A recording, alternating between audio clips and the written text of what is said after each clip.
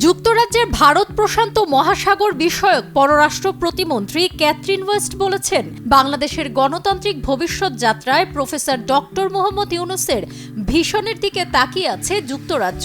এক্ষেত্রে অন্তর্বর্তী সরকার কী ধরনের সহায়তা চায় সেই অনুযায়ী পরবর্তী পর্যায়ে বাংলাদেশের জনগণকে সমর্থন করার চেষ্টা করবে যুক্তরাজ্য।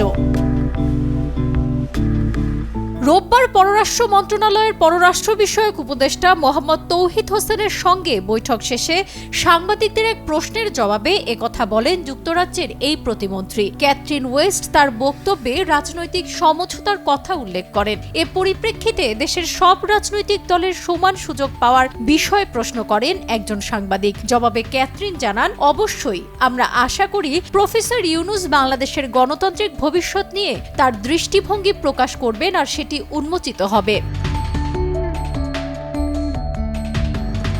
ক্যাথরিন জানান, 11 বছর পর আমি বাংলাদেশে এসেছি। সেই হিসেবে এটা বাংলাদেশে আমার দ্বিতীয় সফর। এখন ইন্দো প্যাসিফিক মন্ত্রী হিসেবে এখানে আসতে পেরে খুব খুশি। আমি অন্তর্বর্তী সরকারের পররাষ্ট্র উপদেষ্টার সঙ্গে বৈঠক করেছি। আমরা জানি বাংলাদেশের অন্তর্বর্তী সরকার শান্তি ও শৃঙ্খলা পুনরুদ্ধার, জবাবদিহিতা নিশ্চিত করতে চায় এবং জাতীয় পুনর্মিলনকে এগিয়ে নিতে প্রতিশ্রুতিবদ্ধ, আর এ বিষয়ে আমাদের পূর্ণ সমর্থন রয়েছে। তিনি জানান, পররাষ্ট্র উপদেষ্টার সঙ্গে সাক্ষাতে আমি বাংলাদেশের জনগণের জন্য একটি উন্নত গণতান্ত্রিক ভবিষ্যৎ গড়ে তোলার জন্য অন্তর্বর্তী সরকারের সংকল্পকে স্বাগত জানিয়েছি। বাংলাদেশের জনগণের সঙ্গে আমাদের অত্যন্ত দৃঢ় বন্ধুত্ব রয়েছে, তাই আমরা শক্তিশালী সম্পর্ক করতে চাই। আমরা অর্থনীতি, বাণিজ্য, নিরাপত্তা, অভিবাসন এবং জলবায়ু পরিবর্তনের মতো বিষয়গুলো নিয়ে কিভাবে একসঙ্গে কাজ করতে পারি তা নিয়ে কথা বলেছি।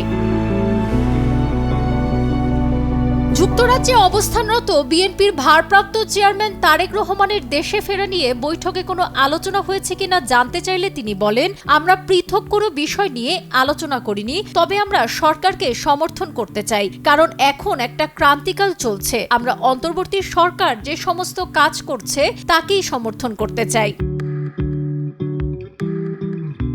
ইন্দো প্যাসিফিক ইস্যুতে আলোচনার বিষয়ে ক্যাথরিন ওয়েস্ট বলেন, ইন্দো প্যাসিফিক ইস্যুতে আলোচনা হয়েছে। আমরা রোহিঙ্গাদের জন্য আজ আরও 100 মিলিয়ন ব্রিটিশ পাউন্ড সহায়তার ঘোষণা করেছি।